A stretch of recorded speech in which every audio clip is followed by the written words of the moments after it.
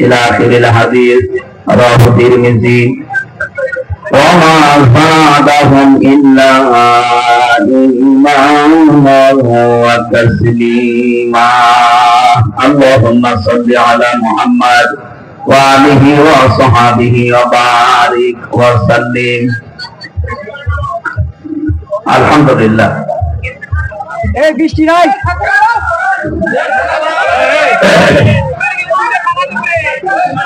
গাজীপুর জেলার কালিয়াপুর থানার অন্তর্গত উত্তর মৌচাক বাইতন্ন জামে মসজিদের উন্নয়ন কল্পে মহাবিশ্বের মহাবিশ্বয় আমাদের মালিকের মুখে পবিত্র বাণী কোরআন কারীম মহতী অনুষ্ঠানের সম্মানিত সভাপতি অ্যাডভোকেট কামরুল দামাত বারকাতুহুল আলিয়া, প্রধান মেহমান এই অনুষ্ঠানের আলহাজ ডাক্তার মোহাম্মদ বখতিয়ার, প্রধান অতিথি জনাব মোহাম্মদ ইয়াসিন সাহেব, উনি আসতে পারেন না, দোয়া চেয়েছেন। আমার আগে যারা কথা বলছিলেন এলাকার বিভিন্ন দায়িত্বে থাকা কৃতি সন্তানেরা, বিশেষ করে কালিয়াপুর থানার অফিসার ইনচার্জ আমাদের অভিভাবক এসেছেন, মঞ্চে বসা ওলামা ইকরাম, আমি তো অনেকের নাম জানি না, একবারে দোয়া করছে আলেমদের জন্য। নিস্তব্ধ হয়ে যান, আপনারা যাই মনে করেন না কেন, আমি এত 3-4 দিন হয়ে গেল এসেছি দেশে। মসজিদে নববীতে ইমাম সাহেব যিনি খুতবা দিচ্ছিলেন গত জুমার দিন, ওনার শেষ কথা ছিল এলেমের যে মর্যাদা তার উপরে তিনি একটা হাদিস পড়লেন। বাংলাটা এভাবে মানে আসে, উনি তো আর বাংলায় বলেননি, আরবিতে বলছিলেন। আমার আশপাশে অন্তত অনেকগুলো দেশের মানুষ দেখলাম তারা কাঁদতেছে। হাদিসটা ছিল এই যে কিয়ামতের ময়দানে আল্লাহ যখন বিচার শুরু করবেন, আলেম তারা তাদের বিচার আল্লাহ জনসম্মুখে করবেন, এদেরকে আলাদা ভাবে ডাক দিয়ে পর্দা দিয়ে শিখে নেবেন, জিজ্ঞাসা করবে, মনে করেন এই যে মৌলানা আব্দুল কাইয়ুম, ওনারে ডাক দিয়ে বলবে যে এই অপরাধ গুলো করেছি কি? আল্লাহর সামনে সব জবাব দেওয়া লাগবে, হিসাব দেওয়া লাগবে এবং স্বীকার করা লাগবে। মাথা নিচু করে যখন সব স্বীকার করে নেবেন, তখন সর্বশেষ আল্লাহ তাআলা তাকে ডাক দিয়ে বলবেন, যা গোপনে করে মাফ করে দিলাম, কাউকে কিছু বলবে না, জানাতে।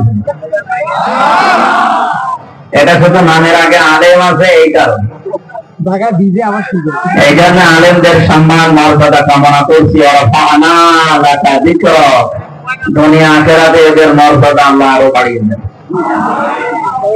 বিভিন্ন রাজনৈতিক দলের নেতা এবং কর্মী ভাইরা এসেছেন, সামনে মাহফিলের প্রধান আকর্ষণ যারা। আমিও এখন আস্তে আস্তে এই যে বাইরের খোলা ময়দানের অনুষ্ঠানগুলো কমিয়ে দিতে চাচ্ছি, কারণ এই সব জায়গায় কোরআনের ইহানাত হয়ে গেছে। আমরা আরম্ভ করেছি কোরআন তেলাওয়াত করে, এরপরে যারা কথা বলছেন আপনি দেখতে পাচ্ছেন না, ঠিক আছে, শুনতে তো পাচ্ছেন। এখন বৃষ্টি হচ্ছে, গাছে চলতেছে, যদি পড়ি যায় পাবি অন্তত ওর তুলনায় আপনি ভালো আছেন। এই জন্য দুনিয়ার হিসাবে সবসময় নিজের দিকে তাকাতে হবে, যে ও গাছে আছে, আমি অন্তত দাঁড়ানোর জায়গা তো দিই। এদের এই যে লক্ষ লক্ষ টাকার জিনিস, এই ক্যামেরা গুলো নষ্ট হয়ে যাবে, এই জন্য ছাতা দিচ্ছে। আর তারা ছাতা না দিলে যদি হয় তারা বন্ধ করে। আপনারা একটা জিনিস রক্ষা করতে গিয়ে যে এত মানুষের জিনিস রক্ষা করতে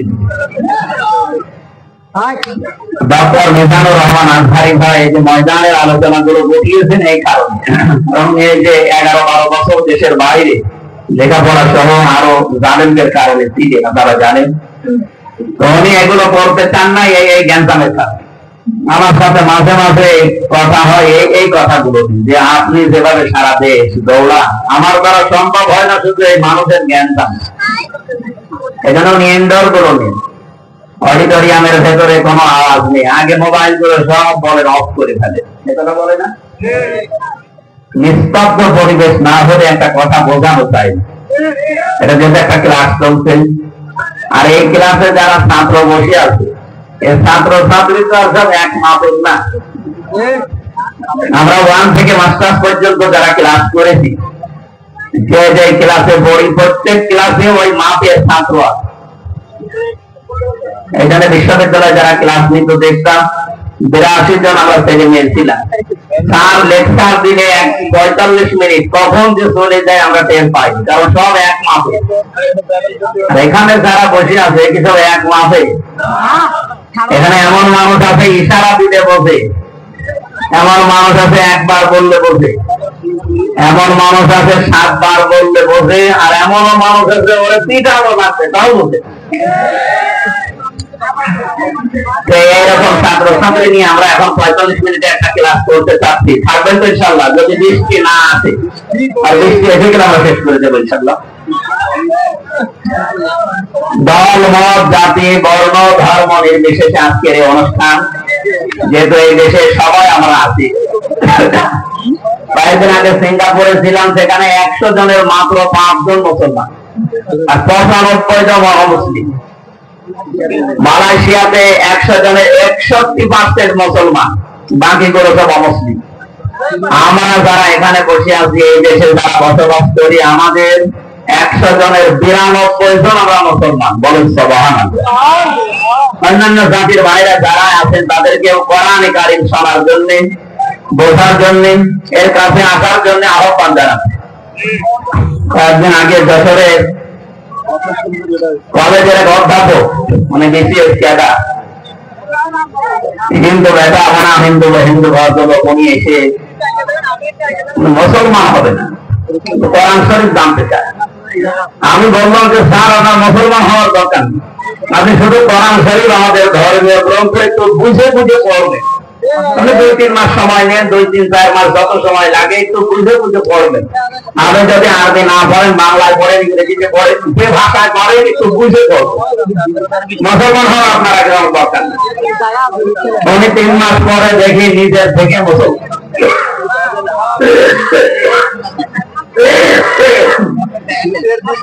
মুসলমান হয়ে গেছে। কারণ এর ভেতরে এমন কিছু আল্লাহ দিয়েছে, যদি সত্যি মন দিয়ে কেউ এগিয়ে আসে আর একে বোঝার চেষ্টা করে, আমাদেরকে অবশ্যই হেদায়েত আছে। প্রশ্ন আসতে পারে, তাহলে গিরিশচন্দ্র সেন হেদায়েত দিল না কেন? কত কোরআন শরীফ আমাদের চাইতে পড়েছে বেশি, বুঝেছে বেশি, লিখেছে বেশি, ও তাফসীর পর্যন্ত লিখেছে। নরসিংদী বাড়ি এই লোকটা, এই জেলার পাশে না নরসিংদী? কোরআন পড়া পড়েছিল বল? তাহলে কোরআন শরীফ আমার চাইতে আপনার চাইতে লোকটা বেশি পড়েছে, বুঝেছেও বেশি, এবং কি লিখেছেও বেশি। তাফসীর লিখতে হলে কত লেখা লাগে এক একটা আয়াতের পক্ষে। এত কিছু করার পরে লোকটা হেদায়েত পায়নি। মারা যাওয়ার পরে তার জানাজা হয়নি, তাকে আমাদের মতো দাফন কাফন দেয়নি, তারে আগুন দিয়ে পুড়িয়ে ফেলেছে। একটাই কারণ, তার সব ছিল, কোরআন থেকে হেদায়েত নেওয়ার মতো মন ছিল না। কথা বলছেন? যশোরের অধ্যাপকের মন ছিল, উনি বুঝে পড়েছিলেন শুধু মন দিয়ে। 3 মাসে আল্লাহ তাকে হেদায়েত দিয়েছে। আর এই লোকটা সারা জীবন দায়ী করলো এই গিরিশচন্দ্র সেন, তোর মন ছিল না, এই জন্য আল্লাহ তাকে হেদায়েত দেয়নি। আপনারা এখানে যারা এসেছেন, শুধু একদিন তাফসীর মাহফিলের 1-2-3 আয়াতের কথা শুনে আপনি হেদায়েত পেয়ে যাবেন, বিষয়টা এমন না। আপনার মন থাকা লাগবে, যদি থাকে একদিন পড়াটা লাগবে না, 1 মিনিটের একটা কথায় আপনার মন পরিবর্তন হয়ে যেতে পারে। আল্লাহ যেন সেরকম কিছু আজকে আমাদের এই পরিবেশে দান করেন, সকলে বলেন আমিন। প্রশংসা বাণী আদায় করা দরকার আগে, এজন্য বলেন আলহামদুলিল্লাহ। যেহেতু পরিবেশ আমাদের অনুকূলে নেই, বৃষ্টি হচ্ছে অলরেডি, যে কোনো সময় ধরে লেগে যেতে পারে, এই জন্য আমরা খুব তাড়াতাড়ি করছি। দরুদ আর সালাম পাঠ করার মাধ্যমে একটা তেলাওয়াতকৃত আয়াত আপনারা শুনলেন, সূরা বালাদ 11 নম্বর আয়াত থেকে আমরা পড়েছিলাম 16 নম্বর আয়াত পর্যন্ত। গুরুত্বপূর্ণ কিছু মেসেজ আল্লাহ এই আয়াতের ভেতরে আমাদেরকে দিতে চেয়েছে, একটু এদিকে খেয়াল করে থাকেন। সূরা বালাদ কি বললাম বলেন তো? বালাদ শব্দের শাব্দিক অর্থ কি? নগরী। বালাদ মানে কি? নগরী। সূরা কোরআন শরীফে আল্লাহ 114টা সূরা দিয়েছেন, 92টা সূরা আছে মক্কার, আর 22টা সূরা আছে মদিনা। আরো মতভেদ থাকতে পারে, তবে এটা এখন প্রসিদ্ধ। মক্কা এবং মদিনায় যেগুলো নাযিল হয়েছে এই হিসাবে নামকরণ করা হয় মাক্কি সূরা, মাদানী সূরা। আমার এখান থেকে প্রশ্ন, এদিকে তাকান। যতদিন পর্যন্ত মক্কাতে সূরা নাযিল হয়েছে, কোরআন নাযিল হয়েছে, কোন সূরায় আপনি পাবেন না ইয়া আইয়ুহাল্লাযীনা আমানু আছে। এখানে যারা কোরআন পড়েন বোঝেন, আপনারা জবাব দেন তো। কোরআনে যত জায়গায় মাক্কি সূরা, কোন জায়গায় ইয়া আইয়ুহাল্লাযীনা আমানু আছে? হে ঈমানদারেরা নেই। হ্যাঁ আছে ইয়া আইয়ুহাল ইনসান ওয়া ইয়া আইয়ুহান নাস, হে মানব মণ্ডলী। মদিনায় যে 22টা সূরা নাযিল হয়েছে সেখানে দেখবেন ঈমানদারকে আল্লাহ ডাক দেওয়ার সময় ইয়া আইয়ুহান নাস আর বলেননি, বলেছে ইয়া আইয়ুহাল্লাযীনা আমানু। আমি কথা যেহেতু অল্প সময় বলবো, গুরুত্বপূর্ণ কিছু পয়েন্ট আসবে, আপনারা মনে রাখবেন, আশা করছি সামনে কাজে লাগবে। মক্কায় বলেন তো নবীজি নিজে আছে, হযরত আবু বকর সিদ্দিক রাদিয়াল্লাহু তাআলা আনহু আছে, হযরত ওমর আছে রিদওয়ানুল্লাহি তাআলা আলাইহিম আজমাইন, যারা সরাসরি জান্নাতের সার্টিফিকেট ধারী মানুষ। এই মানুষগুলোর ঈমান ছিল না? জবাব দেন, ছিল না? আল্লাহ কেন ইয়া আইয়ুহাল্লাযীনা আমানু বললেন না? কারণ যতদিন নবীজি 13 বছর নবুয়ত পাওয়ার পরে মক্কায় ছিলেন, ওই সময়ের রাষ্ট্রের দায়িত্ব ছিল আবু যায়েদ। কে ছিল? আরো জোরে বলেন। এই লোকটা যতদিন দায়িত্বে আছে ততদিন আল্লাহর বিধান দিয়েই তো দেশ চালিয়েছে নাকি? নবীজি ওখান থেকে মদিনা গেলেন, রাষ্ট্র গঠন করলেন। 10 বছর এই কোরআন দিয়ে মদিনা চালিয়েছিলেন, রাষ্ট্র চালিয়েছিলেন। আল্লাহ রাব্বুল আলামিন মদিনাতে যতদিন কোরআন নাযিল করেছেন, কোন জায়গায় 89 জায়গায় আপনি কোরআনে পাবেন। কোন জায়গায় আর ইয়া আইয়ুহান নাস বললেন না, বললেন ইয়া আইয়ুহাল্লাযীনা আমানু, ওহে যারা ঈমানের দাবি করো তাদেরকে বলছি।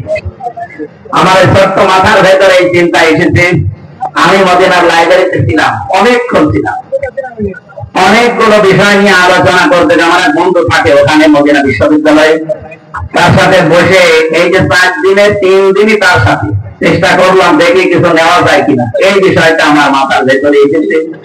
যতদিন পর্যন্ত নবীজি নিজে সাহাবায়ে কেরামকে নিয়ে মক্কায় ছিলেন, ইয়া আইয়ুহাল্লাযীনা আমানু এটা শুনতে পারেননি।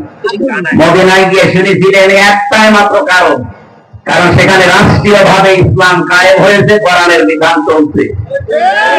বাংলাদেশের 54 বছর স্বাধীন হয়েছে, আপনি কোন দিকে মন না দিয়ে এখান থেকে কিছু নেওয়ার চেষ্টা করেন। এই 54 বছরে আজ পর্যন্ত কোরআনের 500 আয়াত আছে, শরীয়তের বিধান একটাও চলেছে? চলছে। এই দেশে যদি আপনি যতই দরবেশ দাবি করেন, এখন পূর্ণাঙ্গ ঈমানদার আল্লাহর কাছে আপনি বিবেচিত হতে পারেন। পূর্ণাঙ্গ ঈমানদার হতে পারবেন যখন আপনার ব্যক্তিগত জীবন থেকে আন্তর্জাতিক জীবন পর্যন্ত কোরআন দিয়ে চলবে। আর এটা তো আমাদের ফেরেশতারা। এই কথাটা এখন বলতে গেলে কিছু মানুষের রাগ হয়। এই 15.5 বছরে মসজিদের মেহরাব থেকে যখন কথা বলতাম জুলুমের বিরুদ্ধে, কিছু মানুষ বলতো একেবারে সাহসী হুজুর। এমনকি বিভিন্ন প্রশাসনের মানুষদের কাছ থেকে প্রশংসা আসছে যে বিশাল সাহস, আর কোনো ভয় নেই। অথচ সেই মেহরাবি আছে, সেই হুজুরে আছে, শুধু সময় পাল্টিয়ে। সেই কথাগুলো এখন জুলুমের বিরুদ্ধে, মানুষের অধিকারের পক্ষে, ন্যায়ের পক্ষে কথা বলতে গেলে কিছু মানুষ এখন দেখতে বলছে যে মসজিদকে রাজনীতি করার জায়গা। আপনি 15 বছর বললেন না? মসজিদের মেহরাব নামে যে জায়গাটা আছে, যেখানে ইমাম সাহেব দাঁড়িয়ে খুতবা দেয়, মেহরাব মানে কি? অস্ত্রাগার, মানে অস্ত্র রাখার জায়গা। এই যে প্রশাসনে যারা আছে, পুলিশ লাইনে যে দেখেন অস্ত্র রাখার একটা জায়গা, ওটা অস্ত্রাগার বলা হয়। নবীজির মসজিদের ভেতরে এই জায়গাটা ছিল। আমি এবার 7 মিনিট সময় পেয়েছিলাম ওই জায়গায় নামাজ পড়ার জন্য, যেখানে মসজিদ উপরে উঠে আযান দেয়, নিচে ওই জায়গাটা মানে এখনো অস্ত্র রাখার জায়গা।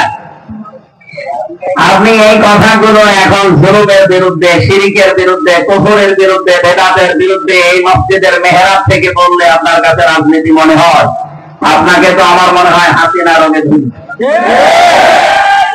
রোগ হাসি না একটা কি কলেরা যেমন রোগ, ওটা একটা রোগ। রোগ আল্লাহ বিদায় দিয়েছে। কয়েকদিন আগে খুব গালি গালাজ শুনছিলাম গোপালগঞ্জ নিয়ে। ম্যাডাম খালেদা জিয়া বলেছিল না যে গোপালই পাল্টিয়ে ফেলবো।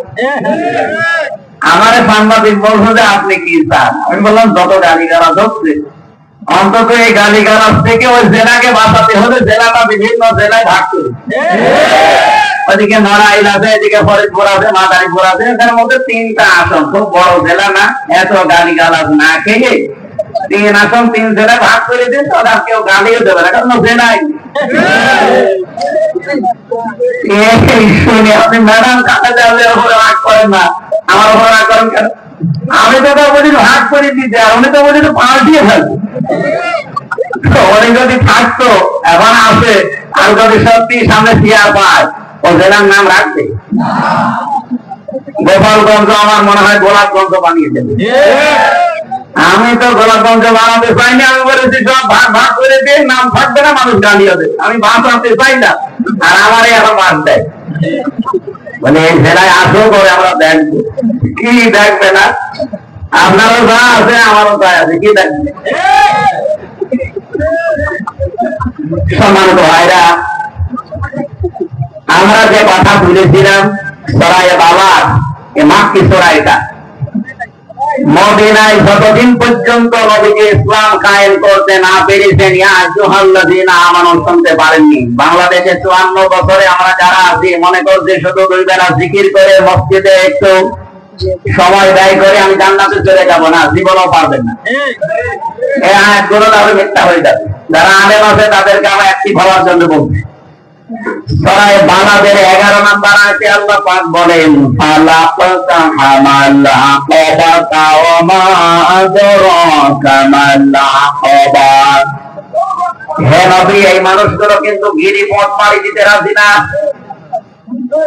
এর আগে দেখবেন 10 নম্বর আয়াতে আল্লাহর ঘোষণা ছিল হাদাইনাহুন নাজদাইন, আমি ভালো আর মন্দ 2টা রাস্তা তাদেরকে বলে দিয়েছি। তার একটা রাস্তা গিরিপথ বললেন, কারণ আকবা মানে কঠিন পথ, গিরিপথ। যমুনা সেতুর এদিক থেকে ওদিকে পার হওয়ার জন্য একটা বিরাট ব্রিজ পার হওয়া লাগে 5.5 কিলো 6 কিলোমিটার। আপনাকে যদি সত্যি দুনিয়ার এই জীবন থেকে জান্নাতের ওই জায়গায় যেতে হয়, মাস দিয়ে একটা গিরিপথ পাড়ি দেওয়া লাগবে। বিশাল একটা সাঁকো ব্রিজ সেতু যাই বলেন এটা পার হওয়া লাগবে, নয়তো আপনি আল্লাহর বানানো যে বাগান জান্নাত যেতে পারবেন না। এ পর্যন্ত বলে আল্লাহ শেষ করে দেননি। রব্বুল আলামিন বলেন, হে নবী আপনি কি জানেন এই গিরিপথ কি? ওমা আদরাকা মাল আকাবা, এটা গিরিপথ, কঠিন পথ, এটা কি জানেন আপনি? আপনি কোনদিন শুনেছেন এই আকবার কোন সম্পর্কে কিছু? এই আকবা পার না হলে আপনি জান্নাতে যেতে পারবেন না। কত মানুষ দেখি বিভিন্ন সময় এসে বলে হুজুর এমন ওয়াজ করবেন যেন এক ওয়াজ শুনে আমি জান্নাত চলে যেতে পারি। হ্যাঁ, একটা ওয়াজ আমি কোরআন শরীফ পুরাটা পড়ে একটা ওয়াজ এইভাবে পেয়েছি যে একটা কথা যদি কেউ মেনে নিতে পারে আল্লাহ পাক তার আকবা পার করে জান্নাতে দিয়ে দেবে। আজকে সেই ওয়াজটা আমার আয়াতের শেষে তেলাওয়াত ছিল উলাইকা আসহাবুল মাইমানা, এরাই সৌভাগ্যশালী, এরাই ডানপন্থী, এরাই হচ্ছে জান্নাতি। এখন যে গিরিপথ পার হয়ে আপনি জান্নাত পর্যন্ত যাবেন, এই গিরিপথ পাড়ি দিতে হলে যে কর্মসূচি গুলো হাতে নেওয়া লাগে, বাংলাদেশে এখন 73টার উপরে দল কাজ করছে, সবাই শান্তি পায় দেশে। কয়টা? এই 73টা রাজনৈতিক দলের ভেতরে নিবন্ধিত অনিবন্ধিত সব মিলে কোরআনে কারিমের কাছে আমরা জিজ্ঞাসা করব যে গিরিপথ পার হয়ে আমরা জান্নাতে যেতে চাই, আমরা সৌভাগ্যশালী হতে চাই, আমরা কল্যাণ পেতে চাই, আমরা ডানপন্থী হতে চাই। এর পরবর্তীতে আল্লাহ কিন্তু বামপন্থী মানুষের কিছু পরিচয় দিয়েছেন। বাংলাদেশে বামপন্থী নেই? বলেন তো বাম হাতের কাজ কি সব ভালো? কি করে এটা দিয়ে? আমি বিছানায় নাই নামলাম। বামপন্থী বলে আর যারা বুক খোলাম বলেন তো আমি বাম রাজনীতি করি, আপনি কি মানুষ? আপনারা দিয়ে তো ওই জায়গা পরিষ্কার করা দরকার, কারণ আপনি বাম। কোরআনে যেখানে বাম ওলাইকা আসহাবুল মাশআমাত এই সমস্ত শব্দগুলো আল্লাহ দিয়েছেন, তার পরবর্তীতে দেখবেন শুধু নিকৃষ্ট গুণের কথা দিয়েছেন। আমি কোরআন পড়ে বাংলাদেশের সাথে মিলিয়ে দেখেছি এদেশে যারা বামপন্থী রাজনীতি করে ওগুলো সব তাদের ভেতরে আছে। বামপন্থী যারা বাম হাতের কাজ আপনারা অবশ্যই দেখেন, ওদের অনেকগুলো চরিত্রের কথা আছে। এক নম্বরে ওরা আন্দাজে কথা বলে বেশি। বামপন্থী রাজনীতি এদেশে আজ যারাই করছে দেখেন, কারো বিরুদ্ধে কথা বলতে গেলে সঠিক তথ্য নিয়ে আসে না, আন্দাজে বলে। ঢাকা বিশ্ববিদ্যালয়ে আমি নাম নিলাম না, একজনের কি যেন মোল্লা নাকি নামের শেষে আছে, এই ছেলেটার কথাবার্তা আমি শুনি মাঝে মাঝে। ও যা তথ্য দেয় বিভিন্ন দলের পক্ষে বিপক্ষে, সব মিথ্যা কথা। আমরা কোরআনে কারিমে সূরা আরাফ থেকে কিছু তেলাওয়াত, কিছু আয়াত আজকে আমি আসার সময় পড়ছিলাম। হযরত শুআয়ব আলাইহিস সালামের জামানায় তার উম্মতদেরকে আল্লাহ ধ্বংস করে দিয়েছিলেন দুইটা কারণে। এক নম্বরে তারা ওজনে কম বেশি করত, দুই নম্বর তারা তর্ক করত মিথ্যা বিষয়। আর বাংলাদেশের সবচাইতে বেশি এই দুইটা গোনা হচ্ছে। ওজনে কম বেশি আছে না? ওজনে কম বেশি মানে কিছু দায় পাল্লায় কম বেশি, এটা ইউটিউবার যারা এরাও কম বেশি করে।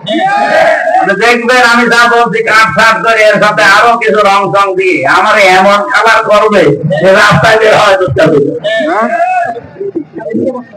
আপনি যা পেয়েছেন ওইটা ডেলিভারি দেবেন, এর নাম হচ্ছে ওজন।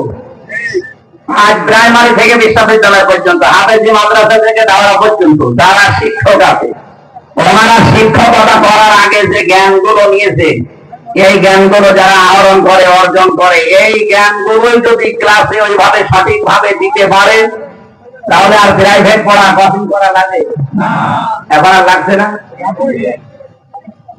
আল্লাহ তাআলা এই দিকে ইঙ্গিত দিয়েছে যে যেটা পেয়েছো ওইটা ওইভাবে যে নিতে চায় তাকে অর্পণ করো। ওয়াইলুল লিল মুতাফফিফিন আল্লাযীনা ইযা কালু আলান নাসি ইয়াসতাউফুন। ওই মানুষগুলোর সাথে আজকে মাপতে ধ্বংস হয়ে যা করা, যারা নেওয়ার সময় বেশি নেয়, দেওয়ার সময়। আর শিক্ষকদের দিকে আমি তাকিয়ে বলছি, এটা রেকর্ড হচ্ছে, যে যেখানে শিক্ষকতা করছেন কেন প্রাইভেট পড়া লাগবে, কোচিং পড়া লাগবে আপনি থাকবেন? আপনি তো নেওয়ার সময় ঠিক মতো নিয়েছেন, দেওয়ার সময় ওইটা ঠিক মতো দিতে তো আমার ছেলে মেয়েদের প্রাইভেট পড়ানো লাগে, কোচিং পড়ানো লাগে। আপনি তো শিক্ষক এমনি হননি, অবশ্যই এরকম জ্ঞান অর্জন করে শিক্ষক হয়েছেন। এই জন্য আশা করবো যারা শিক্ষক মন্ডলী আছেন আমাদের মাথার তাল, তারা যেন ধরা না খান, এই জন্য বললাম। বহু মানুষ ধরা খাবে, বহু আলেম আমরা যারা স্টেজে এখন কথা বলছি, এই যে আমরা এখন অবিখায় আছি, ওয়াজের বিনিময়ে খাই। সরকার একটা বাজে বাজে না মাঝে মাঝে আবিখা, কাজের বিনিময়ে খাই। আমরা এই দুর্নীতিটা করছি, এটা কিসে? অবিখা, ওয়াজের বিনিময়ে খাদ্য। ওয়াজ না করলে আপনারা আমরা কেটে দিতেন, গাড়ি ভাড়া দিতেন।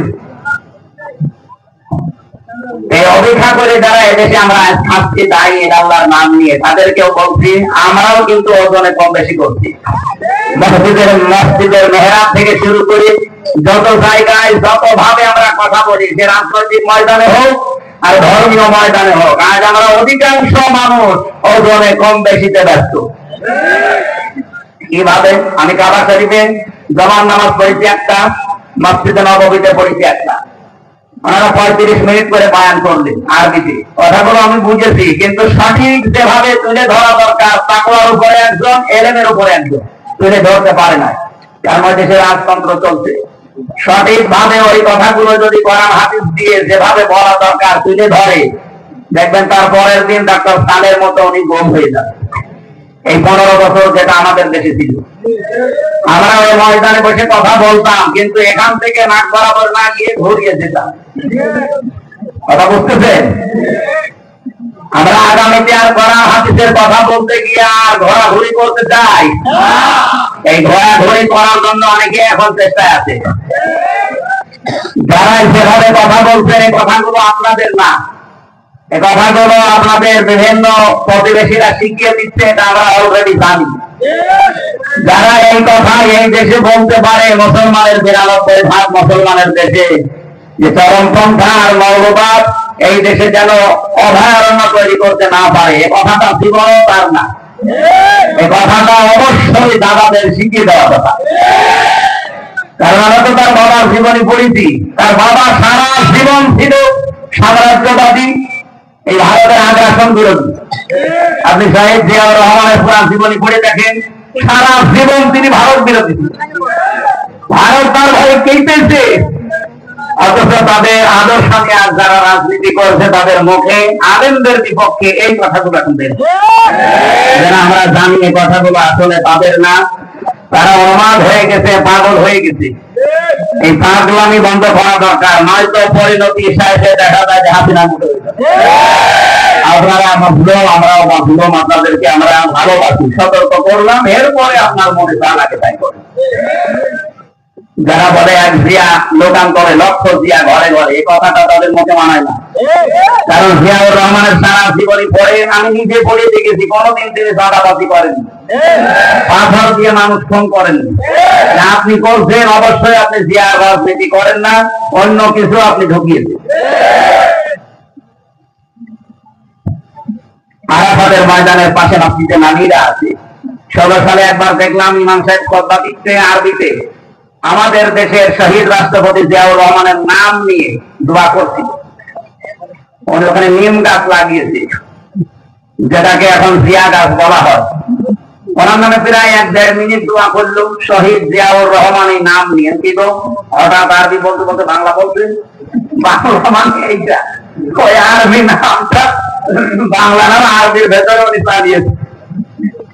পরবর্তীতে দোয়া খেয়াল করে দেখি ওনার জন্য মাফ চায়, ওনার সম্মান বৃদ্ধি করার জন্য আল্লাহর কাছে বলছে আরাফাতের ময়দানে খুতবা, হজের খুতবা। কারণ কি? আরাফাতে লক্ষ লক্ষ মানুষের মাথার উপরে এই যে ছায়া দেওয়ার জন্য বাংলাদেশ থেকে প্লেনে করে মাটি আর নিম গাছ নিয়ে লাগিয়ে, এখানে জিয়া ট্রি বলা হয়। তো তারা মানুষের মাথার উপরে এই মরুভূমিতে যত রকমের উত্তাপ আছে, তাপ বন্ধ করার জন্য ছায়ার ব্যবস্থা করেছে, তাদের জন্য দোয়া হয়। আর আপনি তার নাম নিয়ে রাজনীতি করে তার আঁকে ধরে বেঁধে রেখে 8-9 জন মিলে তার স্ত্রীকে অলরেডি ধর্ষণ করিস। একটা কথা হলো, এখন তো ময়মনসিংহ মানুষ হিসেবে ধ্যান আলো। আজকে রিক্সা, আমি সকালে একটা অনুষ্ঠানে ছিলাম, এক রিক্সা চালক বলছে যে আগে ছাতা ভালো ছিল। আমার একটা গল্প মনে পড়ছে, কাফন চুরি করতে হবে কেন? কবরে মাটি দিলেই সকালবেলা আর কাফন পাওয়া যায় না, উলঙ্গ করে কাফন নিয়ে চলে আসে, বিক্রি করে দেয়। সারা এলাকায় এত বদনাম এই লোকটা, নামই পড়ে গেছে কাফন। তো চিন্তা করছে আমি মরে গেলে তো আমার গাড়ি গালাজ দেবে, এটা তো বন্ধ করা দরকার। আর সেদিকে বলছে দেখো আমি যখন মারা যাবো আমার এই নামটা যেন অন্তত কেউ উল্টা পাল্টা না ডাকে, এমন কাজ করবা যেন আমার নাম অন্তত মানুষ ভালো বলবে। চিন্তা করছে আমার বাবার নাম ভালো বলবে, বাবার মতো কাজ তো আমি করিনি। ওর বাবা তো কাফন চুরি করতো, লাশ ফেলে রাখতো, আর ও এখন শুধু কাফন চুরি করে না, কাফন চুরি করে আর লাশ গাছের সাথে টাঙিয়ে ভেতরে বানাচ্ছে। দৃশ্য দেখে এলাকার মানুষ বলছে যে যারা আছেন কিশোরগঞ্জে ধরে গেছে পাবনায় পাঠান, আমরা দরকার কুকুর মারা ইঞ্জেকশন দিয়েছে। যত কথা বলে আমার 100 টাকা কথা বলে 98টা মিথ্যা কথা, সব আলেমদের ওকে জন্ম হয়েছে আলেমদের বিরুদ্ধে করার জন্য নাকি? আমাদের উচিত মানুষকে, যারা মানুষের দাসত্ব থেকে মুক্ত করে আল্লাহর দাস বানাতে চায়, আপনি সেই দলে যোগ দেন যাদের দ্বারা তাড়াতাড়ি ইসলাম কায়েম করার সম্ভাবনা বেশি, সেই দলে আসেন, আপনি সফল হতে পারবেন। এই আয়াত আর এই হাদিস আমি এখন বানালাম, বলেন বলেন।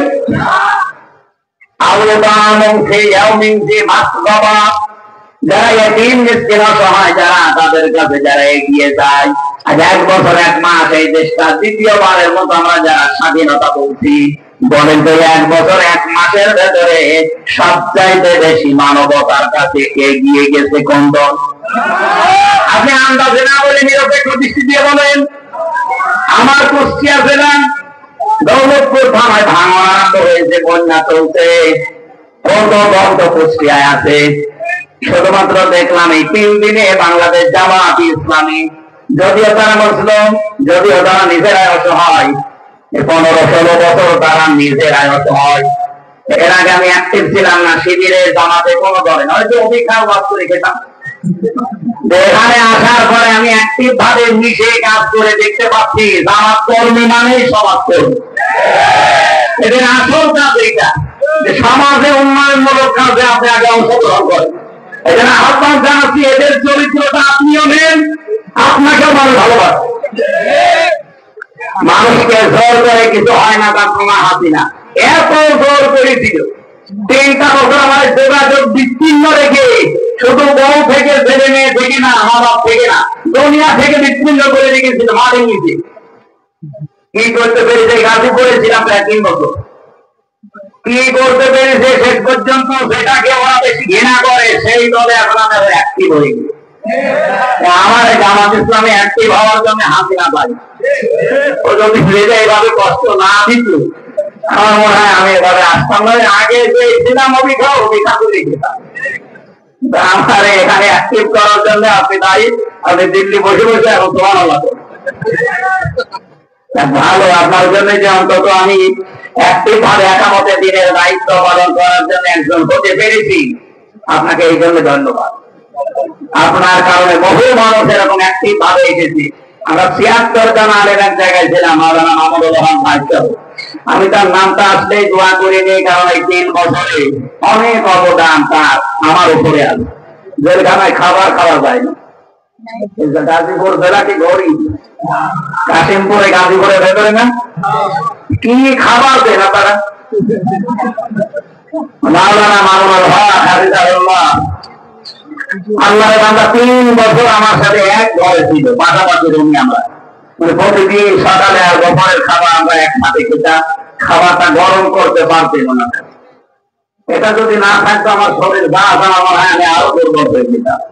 ওনার কাছে আমি এই জন্য ঋণী। আল্লাহ যেন তার সর্বোচ্চ মাকাম দুনিয়া আখিরাতে দান করেন। আমি সবার গায়ে আমি যেটা বোঝাতে চাচ্ছিলাম, জামাত কর্মী যারা আছে, তারা যেমন সমাজ কর্মী, তারা চাঁদাবাজি করে না, তারা লোকসান করে না, তারা মানুষের মাথায় লাঠি দেয় না। একটাই কারণে, আমি যতটুকু দেখলাম 1 বছর 1 মাসে জামাতে যত মানুষ আছে কেউ বসে খায় না, প্রত্যেকটি মানুষ কাজ করে খায়। সে যদি ভ্যান চালক হয়, কেউ বসে খায় না। আপনি দেখেন প্রত্যেকের কোনো না কোনো কাজ আছে। আর ওই কাজ থেকে 1 মাসে যদি 5,000 টাকা উপায় হয়, সেখান থেকে অন্তত 5% ধরে যেই কয় টাকা হয়, সেই কয় টাকা নির্দিষ্ট সে জমাবে। এই জন্য এই দলটা চালাতে কোনো বেগ পেতে হয় না। আর অন্যান্য দলের দ্বারা এইভাবে দেওয়ার কোনো নিয়ম নেই। যদি 5,000 পায়, আরো 10,000 বাম হাতে ইনকাম করে। এই জন্য আহ্বান জানাতে নিজে বুঝেছি, এদেরকে দেখলাম এরা ফাঁকতে করতে চায়, এরা দাসত্ব মুক্ত করতে চায় মানুষকে, মানুষের দাস থেকে আল্লাহর দাস বানাতে চায়। এরা মানুষের দুয়ারে দুয়ারে খাবার পৌঁছে দিচ্ছে। আগে যাওয়া সুস্থ ছিল যখন দেখেননি, এত পর্যন্ত বাড়ির ভেতরে নিয়ে মাথায় জড়ি নিয়ে ফেনীতে, রংপুরে, সেই সোনামগঞ্জে উনি এগিয়ে চলে যাচ্ছে। 64 বছরের একজন বৃদ্ধ যুবক। কোন দলের মানুষকে আমি এভাবে অ্যাক্টিভ হতে দেখলাম না, কারণ তারা এই আয়াত করেছে, আয়াতের শিক্ষা নেই। 3 নম্বরে আপনাদের গুণাগুণ অর্জন করা লাগবে। এখানে শব্দের দিকে খেয়াল করেছেন, নিকট আত্মীয়র ভেতরে যারা এতিম অসহায়, এই মানুষগুলোর দায়িত্ব নেওয়া লাগবে, খোঁজ খবর নেওয়া লাগবে। আমরা অনেকেই চাই মন থেকে, এটা বললে যদিও মা বোনেরা আমাকে খারাপ বলে, আমি তাও বলছি, অধিকাংশ পরিবারে আজ আমরা আমাদের নিজের নিকট আত্মীয় যারা যারা একটু দুর্বল অসহায়, তাদের হক গুলো আদায় করতে পারি না, শুধু আমার বউর কারণে। আমার বউ না, অন্যের বউ, আমারটা বলে আমি মায়ের খাবো, সেটা নিকট হচ্ছে। সম্মানিত মা বোনেরা, আপনারা যেখানে যেখানে বসে আছেন, রেকর্ড শুনতেছেন, কি করবেন আপনি? নাই 200 বছর আয় থেকে আপনার স্বামীর যে সম্পদ হচ্ছে আরো 10 গুণ বৃদ্ধি হলো। আপনি আরামে খেলে সন্তান জন্ম দিলেন, কথা পায়খানা করে শেষ করে কবর চলে গেলেন, কি হবে বলে? খাদিজাতুল কুবরা রাদিয়াল্লাহু তাআলা আনহা, তবে নবীজি নবুয়ত পেয়ে যখন আসলেন, যে 5টা সার্টিফিকেট দিয়েছিলেন, আপনি দিতে পারেন না? আপনি দিতে পারেন না কারণ আপনার কারণে যে স্বামীগুলো আমরা আছি এই কাজগুলো করতে পারি না। খাদিজাতুল কুবরা ওই সময় বলেছিলেন, আবুল কাসেম, কাল্লা ওয়াল্লাহি লা ইয়াখজিকাল্লাহু আবাদান ইন্নাকা লা তাসিলুর রাহিমা। হে আবুল কাসেম, কখনোই কোনদিন ভোট পরে আপনাকে ভয় দেখাতে পারে না, কারণ আপনি নিকট আত্মীয় যারা, রক্তের সম্পর্ক যারা, তাদের সাথে সম্পর্ক ঠিক রাখেন। মানুষের ভেতরে ভয় দূর করার জন্য আজ অনেকে দিনের ভয়, ভোটের ভয় পায়। এই ভয় দূর করার জন্য মাস্ট বি নিকট আত্মীয় স্বজনের খোঁজ খবর রাখা লাগবে। আদি সত্যি নবীজি বলেন, কোন স্ত্রী যদি চায় যে আমার স্বামী আরো বেশি দিন বেঁচে থাক, আমার স্বামীর হায়াত, সম্পদ, ইজ্জত, দুনিয়ার মর্যাদা আরো বেড়ে যাক, ওই স্ত্রীর উচিত তার স্বামীকে যেন মাঝে মাঝে বলে, স্বামী যা করো অন্তত নিকট আত্মীয় স্বজন, রক্তের সম্পর্ক সাথে সাথে সাথে আছে, এগুলো আরো দৃঢ় করো। আপনি নিজের মন থেকে বলেন তো, এরকম স্ত্রী এখন কম না বেশি? কম। অধিকাংশ স্ত্রী চাই না আমি আমার ভাইয়ের হক গুলো আদায় করি, আমার বোনের হক গুলো আদায় করি, আমার ফুফু, আমার চাচা, এগুলোর হক আমি আদায় করি, পুঙ্খানুপুঙ্খানু চাই না। আপনার সাহায্য না পেলে এগুলো আমি 100 বার পারবো না, সেটা দেখা যাচ্ছে আস্তে আস্তে আমি মানসিক রোগী হয়ে যাব। আজ বহু মানুষকে দেখি তার স্ত্রীকে বাদ দিয়ে দেয় শুধু এই একটা মাত্র কারণে। স্ত্রী নিজের দিকে খুব ভালো স্বামী, নিজের মা বাবা, নিজের ভাই, নিজের বোন, ওইগুলো আসলে স্বামীকে দিয়ে পাগল হয়ে যায়। আর স্বামীর পক্ষ থেকে কেউ আসলে ওর মনই পাওয়া যায় না। এরকম বউ আছে না?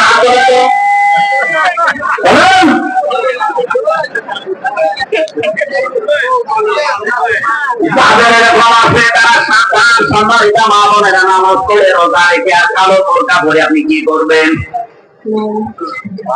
আমাদের রক্তের সম্পর্ক গুলো আরো দৃঢ় করার জন্য ছাড় দিয়ে হলেও চেষ্টা করবেন। সফল আমাকে দেখতে চান, এইভাবে আমাকে সফলতায় পৌঁছিয়ে দেন।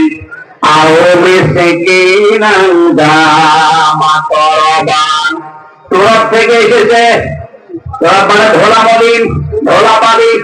যারা ধোলা মলিন পথে ঘাটে, স্টেশনে, বাস স্ট্যান্ডে, রাস্তাঘাটে যারা ধোলা মলিন অবস্থায় থাকে, এই মানুষগুলো যারা ছিন্ন বিচ্ছিন্ন, যারা ছিন্নমূল বলা হয়, এদের কাছে যারা এগিয়ে যায়, এদের মাথায় অন্তত একটু হাত বুলিয়ে দেয়, শান্তির পরশ, এই মানুষগুলো একটা তৃপ্তির হাসি দেয়।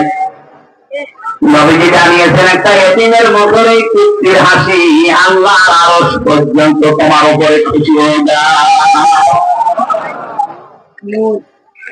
আপনি 20 তলা বিল্ডিং বানিয়েছেন, সেরকম বিউটিফাই করে জাঁকজমকপূর্ণ একেবারে একর পাথর দিয়ে, বিভিন্ন মার্বেল পাথর নিয়েছে, কাবায় যে পাথর সাজানো আছে ওই পাথর দিয়ে আপনি বানিয়েছেন।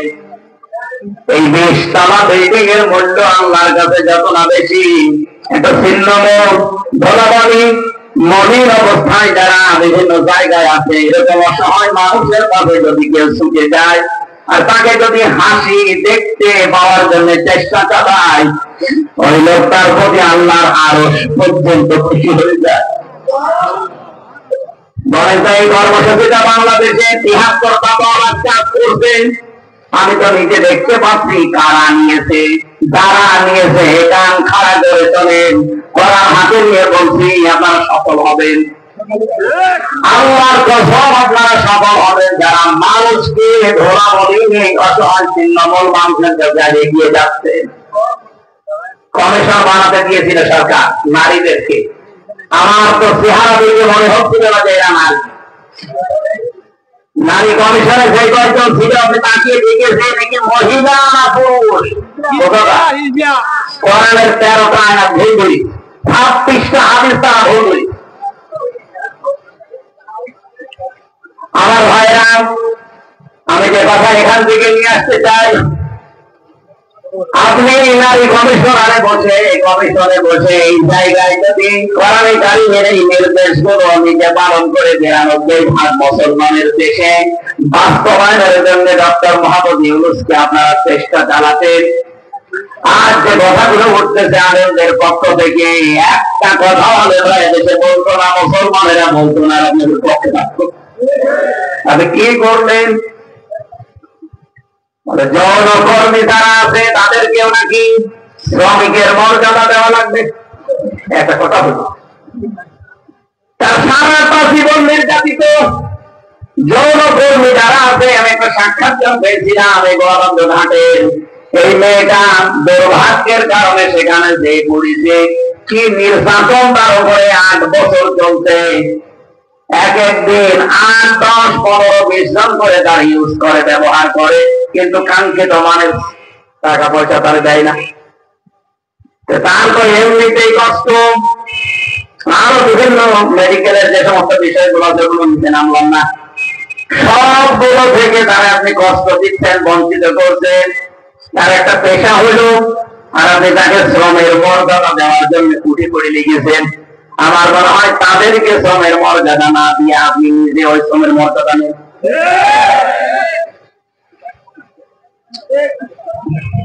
আমি আর বাকিটা বললাম না।